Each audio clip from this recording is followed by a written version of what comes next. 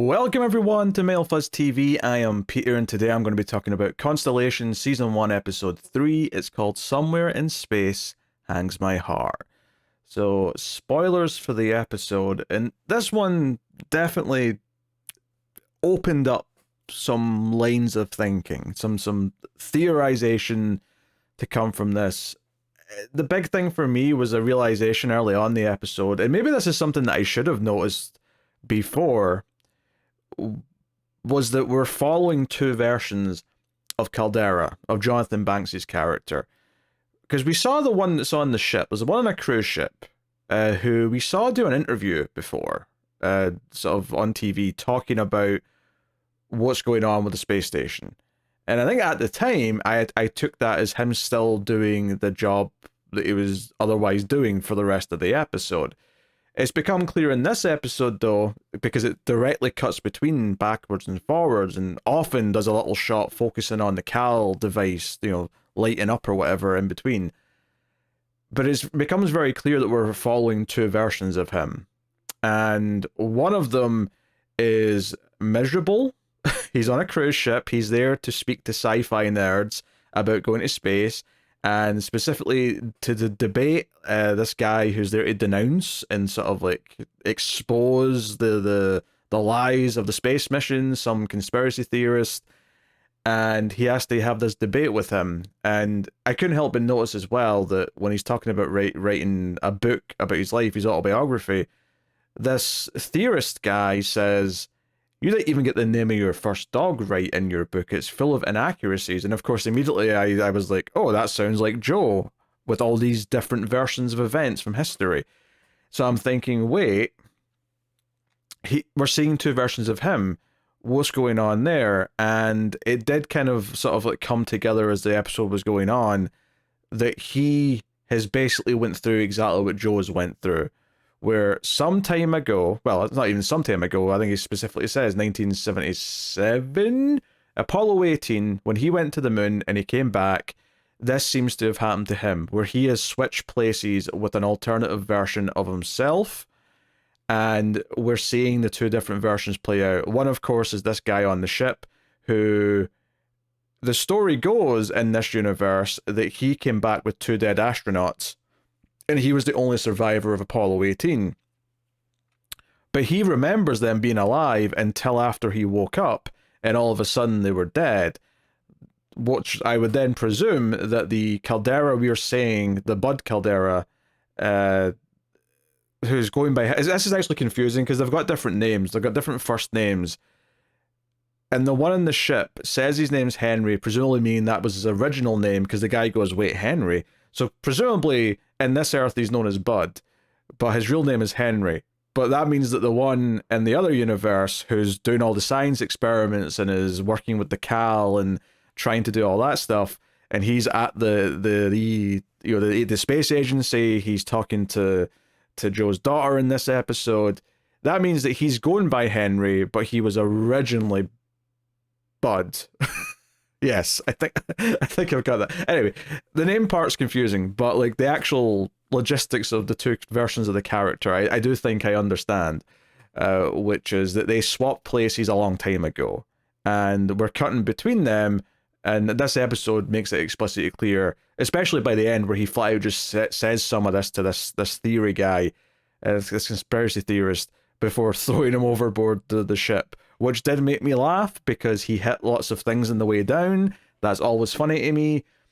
So this is really interesting stuff. The idea that this already happened decades ago, and it means that this explains why at least one version of him has been so obsessed with like doing experiments and figuring out this sort of dual reality.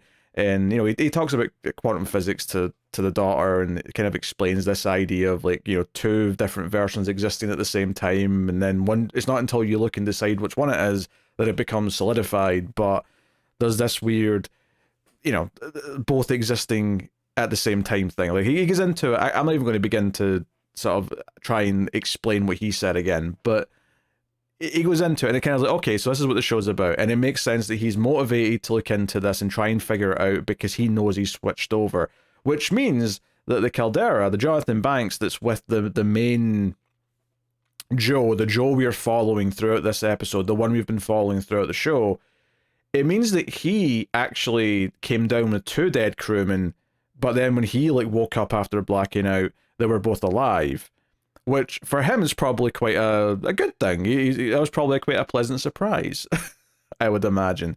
But it also seems like they both have flashes of either the alternate world or possibly just completely different realities.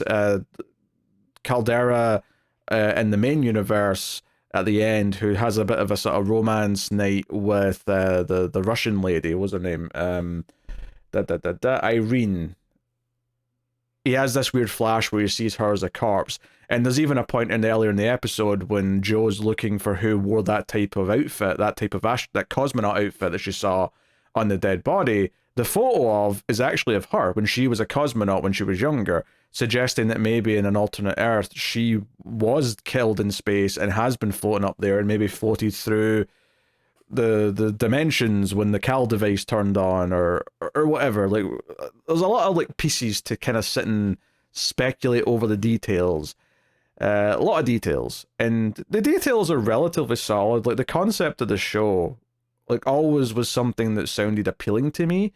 I'm still of the opinion though the execution is not quite right for me. I still feel like the scenes, at times it feels like a lot of scenes are maybe like speed running the point of the scene just to get it over with as quickly because we have a lot of scenes to do. I feel like I'm not really getting a chance to sit with some of the moments of the characters in the way that I think I would want to. And that's something that's been kind of there throughout all 3 episodes, I would say. I will also say, on a negative note, there was a scene in this episode that really, really, really made me laugh. Unintentionally so. And that was the scene between Joe's daughter and the other astronaut's daughter, Paul, who died, his daughter. They have a fight where they basically yell at each other, saying each other's mums are a bitch. And this scene really made me laugh because I don't know if it was the performances or just how stilted the dialogue was. The thing that set me off to start with was that the fight was kind of all started on something that even as a kid, I feel like Joe's daughter, Alice, should have noticed that her reason for being mad was off. Because her whole reason for being mad is that she was playing hide and seek or whatever with the other girl, and it looked like she saw her throw her bunny, her white bunny rabbit that she gave her in a previous episode to make her feel better about her dad dying.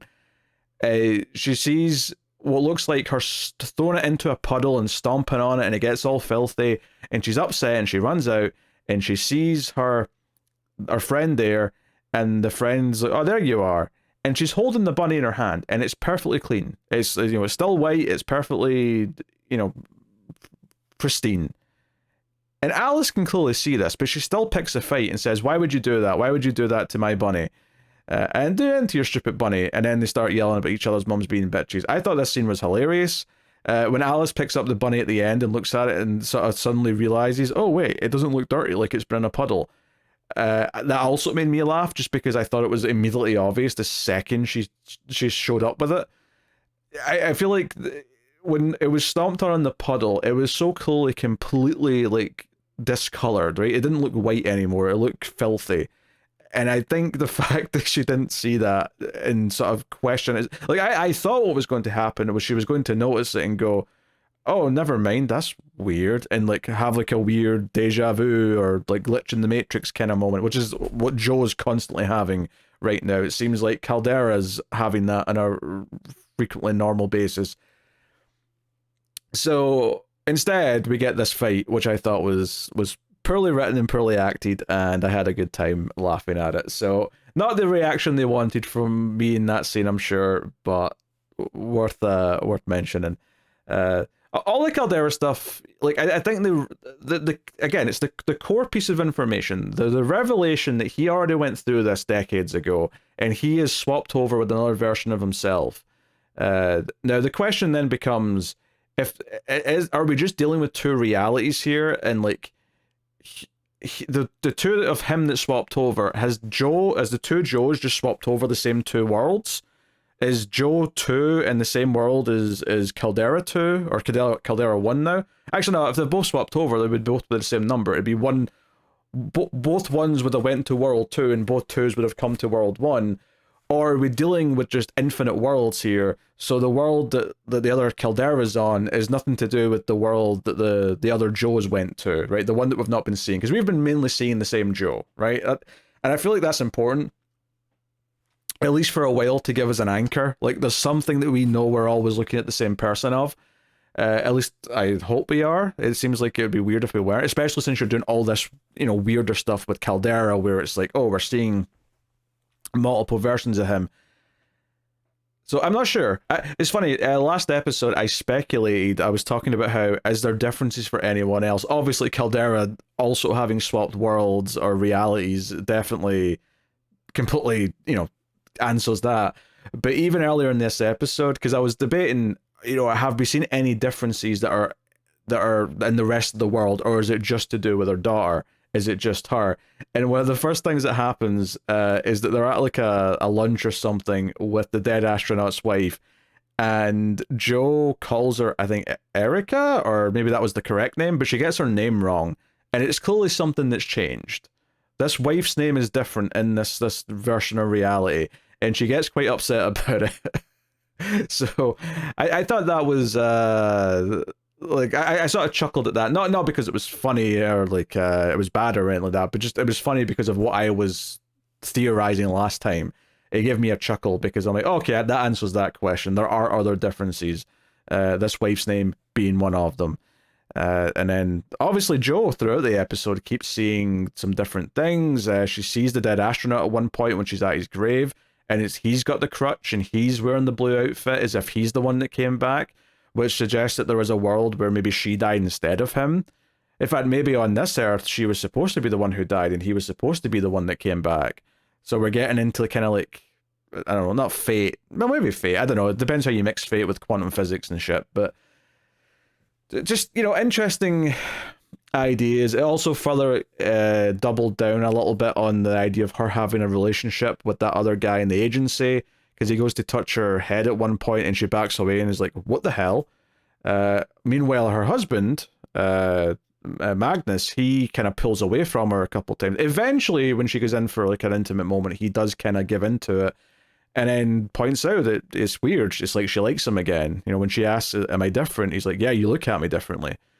And then later on, there's a blue car instead of a red car when they go home, which that one made me smile because I'm a fan of Fringe, and red and blue being the colors to represent the differences that give me a nice little chuckle. I think her story in this episode is fine. Like I think I get the core gist of it is that they're doing hearings, right? They're doing like dispositions to like talk about what happened and what went wrong on the station. And she reaffirms her story that she saw a cosmonaut, a dead cosmonaut woman who had been like basically mummified and was preserved in space. And immediately they're making her look she's a crazy person. They're saying how impossible that is. Irene especially feels like she's very harsh here.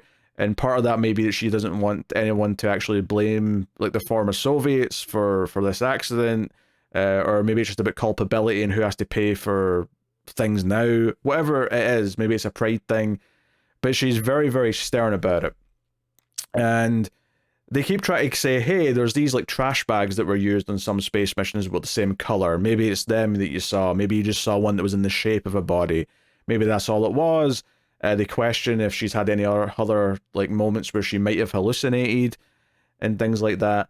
And she says no, and we know that's not entirely true, because, she had moments on the station when the power was going out and she was on her own for a while where she was definitely seeing some stuff. And it's actually after she sees the dead astronaut Paul at the cemetery where she comes back next time she's at one of these hearings, where she just kind of gives in and says, fine, I'll take back what I said. This is probably what it was. And everyone's like, oh, great, we've got a consensus. And then she says, oh, can we go home now? And I think that made sense to me. The idea that she was doubled down and she was like convinced of what she saw, and she wasn't let anyone telling her she didn't. She wasn't let anyone telling her she was crazy until she had another hallucination or something she's interpreting as an hallucination anyway, and understandably so. that she's actually worried about this going further and people questioning her sanity to the point. On top of the fact that the whole fight that the girls had was about the other mum calling her mum crazy. She knows that as well. So all of these things building up are like her wanting to get back to normality and not wanting people to go down that rabbit hole because she's worried it might actually be true. So yeah, I also did kind of appreciate there's a little touch when they get back home at the end where she takes a drink out of a glass and then she just sort of lets the glass go and it drops to the floor and she says, "Oh, I thought it would float." I actually kind of liked that. I was like, yeah, it would make sense. You'd be so used to it in space that everything you were holding would just float. Although, you wouldn't have an open glass in space because the liquid would just, come out. So maybe it's a little bit silly that that's the specific object we're talking about. But I like it in general as an idea that you maybe when you get back, you forget that, things won't just float and you might ruin a couple of things. As a result, I kind of appreciate that. Yeah, I think conceptually, I like all the things the show is playing with. I think for me, it's just the presentation's a little bit stilted at times, and it feels like it's jumping backwards and forwards a lot from different scenes. And I don't know if I've quite got super into the characters themselves yet. The idea of Caldera getting to know Joe better, and they even have a moment actually, which maybe is going to hint to him that she's went through the same thing, where she goes to introduce herself and he does so, but he then goes, "We've met before," so he maybe even has a hint now that she has went through what he went through. So that's maybe something interesting to look at. The other thing I didn't mention with him is he keeps seeing the whatever's in the cal. I don't think it's particles or whatever, but he's seeing them split into two, but no one else is seeing it. And it makes it very clear that it's not physically happening because he tries to record it on his phone and it's not showing up on the phone, but he can literally see it. And we can see it right there on the computer screen, but it's not showing up on the second thing through the camera. Interesting. He talks a little bit about observation and how that affects quantum physics and all that.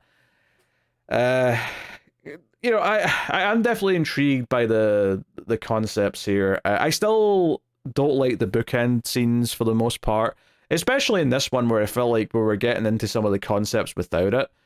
I just kind of like it was almost like I almost groaned when I was like, we have to go back to the snow stuff at the end. I almost think that those segments have been kind of a disservice to the show so far, and maybe try to do just one thing too many. Maybe we could I spent that time just letting some of the other things breathe a little bit or whatever. Because all it really amounts to this episode is that they're walking through the snow because that's where we left them last time, and the daughter Alice is leaving like a trail, and she's like, "I'm leaving a trail in case we get lost," and she's like, just like Hansel and Gretel, "You read that to me, right?" Almost like Alice herself is like double checking that this is actually her mother. At the end of the episode, she kind of admits to her that she doesn't think she's her mother, and then she's like, "Well, in that case, who are you?" And then the final shot is just a bunch of like police cars and stuff like coming up this mountain, maybe suggesting that she kind of kidnapped her own daughter in a way. Like maybe like because the dad's not here, maybe she did this without telling anyone where they were going, and maybe we'll get to a point where she's not supposed to be alone with her daughter because they all think she's crazy because of some of the things she's been saying. Because obviously we're set in the future here. Because that was one of the things with the two Calderas is like I was almost willing to try and theorize that maybe what we were seeing on the boat was just flashback stuff at first. But he actually says, he brings up what's going on in the space station right now and that people have just died. Which does make me wonder on his Earth, right? Because we know that the Caldera who's doing all the experiments is in the same universe as our main Joe. It makes me wonder what actually happened on the station. Like, what's the story over on the other Earth that Caldera's on? Because he kind of just casually mentions that people have died up there. There's been an accident of some kind. Did a Joe come back down in the same way that our Joe did into this universe, or is the story a little bit different? Is there still people up there? Did everyone die on that side? Which would be really dark, as it would mean that this Alice's real mother Jo doesn't exist anymore if we go down that path. You know, the concepts are interesting for sure. I just think that the story could be told maybe a little bit better. Like I feel like I'm always just at a little bit at an arm's length from caring about everything going on, like, and really being invested in it. But I do like the overall ideas and concepts. So I mean, I've came back for episode 3, and I'll probably check out episode 4. Although Shogun is starting this week, and I think it's maybe the same day or close enough. So I'll see how things go. But by all means, if you do want me to keep talking about Constellation, do let me know in the comments. It's, you know, it's easier to justify putting some time in when I'm unsure myself, if people are at least enjoying the random thoughts I'm having and appreciate the conversation. But that is my thoughts and feelings on episode 3. I'm sure there's some other details that I didn't talk about, but those were the ones that really stuck out to me. So thank you for joining. I always appreciate it. You can support all the content over at patreon.com/MailFuzzTV. Help keep the lights on. If you want to help for free, you can do that by hitting the like button on YouTube. It helps out a bunch. So thank you very much for joining. I always appreciate it. Keep watching TV. Have you got any vanilla?